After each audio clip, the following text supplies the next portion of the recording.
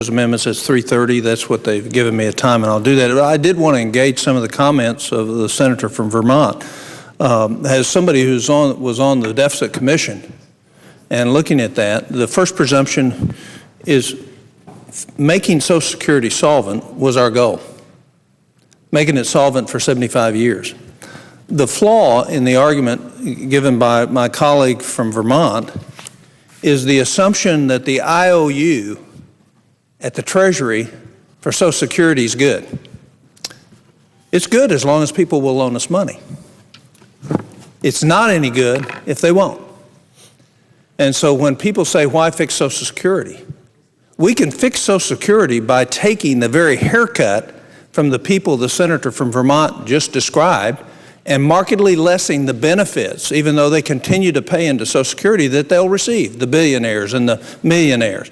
We can do that. But if, in fact, we don't send a signal to the international financial community on the largest expenditure we have that we're going to make it solvent, then we won't be in the market and available and have the ability to borrow the $2.8 trillion. Now, one other thing that I would disagree on, the Social Security Trust Fund trustees have said Social Security is running a net deficit last year, we'll run one this year, and from every year forward in terms of what comes in versus what goes out. There's no question I want to keep our commitments. And nobody's talking about eliminating benefits except to the very rich in this country in terms of Social Security. As a matter of fact, the Deficit Commission raised the benefits in Social Security for the poorest in this country.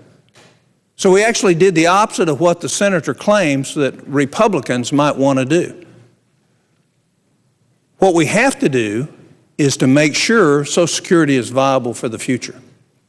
And having looked at every aspect of Social Security, I can tell you if we're not able to borrow the $2.6 trillion, the benefits won't be there. And so although the money has been stolen from, there's no trust fund, there's no money there. If you read what the head of the OMB said in 1999, he said it's not there. So what's really happened in Social Security? Congresses under both Republican and Democrat control, both Republican and Democrat presidencies have stolen money from Social Security and spent it. The money's gone. It's been used for another purpose. So there's two ways of solving that. One is to make Social Security the priority and not fund anything but that till we get it paid back, or actually fund that $2.6 trillion by going to the debt market, which we will go every year from now forward under the present plan of Social Security. The rate of taxes between now and 2035 that will be taxed will rise from $106,000 or $7,000 now to $168,000 between now and then. That is a 60% increase in the taxes on the wealthy that is planned and programmed right now. Even with that, Social Security will run a deficit every year. Every year, now forward. Even with the $2.8 trillion, it still is in a negative cash flow. So to deny the fact, if we don't want to fix Social Security, then what we're saying is we don't want to fix it for our children's children or our children. And I'd like to finish my point. It's not about taking something away except from the very wealthy. The fix from the Deficit Commission. That's what it did. And we also added back is when you reach 80, and a lot of people may be running out of their combination of what their retirement was plus their Social Security, we give another little bump.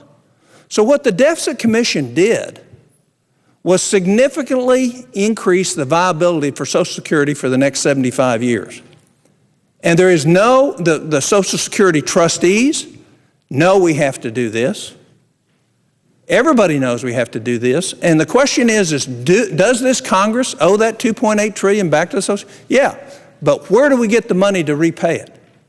And unless we can calm the international financial markets down, where we make major change, not just in Social Security, in discretionary spending, $50 billion out of the Pentagon, modifying Medicare to where we get the fraud, waste, and abuse out of Medicare, unless we do those things, we're not going to be able to borrow the money. One final fact, and then I'll yield back to my chairman because I have a meeting. My colleague, I have a meeting to go. So far, in the last 5 months, who do you think has bought our bonds to finance the deficit? We ran a $223 billion deficit in the month of February. Who bought them? Was it Chinese? Who was the biggest buyer? You know who the biggest buyer was? The Federal Reserve bought 70% of the bonds that we put on the market. What are they doing? They're debasing our currency and creating future inflation, which will hurt the very people who are going to be on Social Security, because the cost of living index will never truly keep up with the real cost of inflation. And all of us have gotten letters from our constituents wondering why there was no COLA. Right? We know why there was no COLA. But when you look at food and transportation costs and what they've done in the last 3 years, that's the thing that's important to seniors. Their health care costs, their housing costs, their food costs. And yet we have a COLA system that says we're not going to recognize that.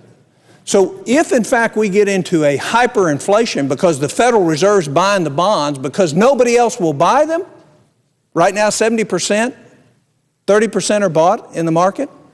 Final point.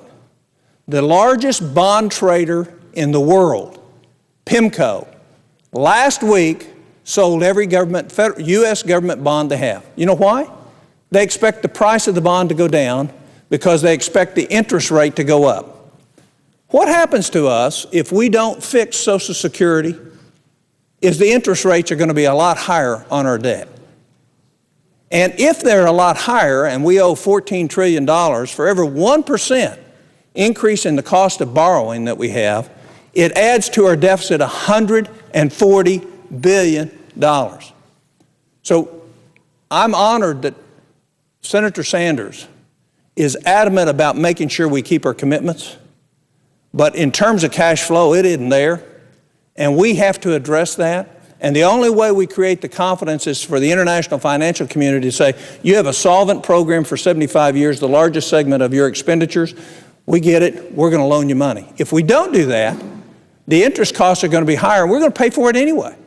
So right now, we're almost to the point where our decisions are not going to be controlled by us. And I'd rather us be in a situation where they're controlled. This isn't a partisan issue. There isn't one senator that wants to take money away from needy seniors who are on Social Security or somebody coming.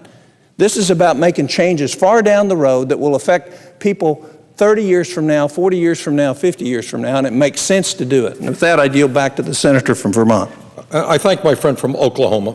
Let me just make a few points, if I might. Are you leaving, Senator? Okay. Then we'll continue the dialogue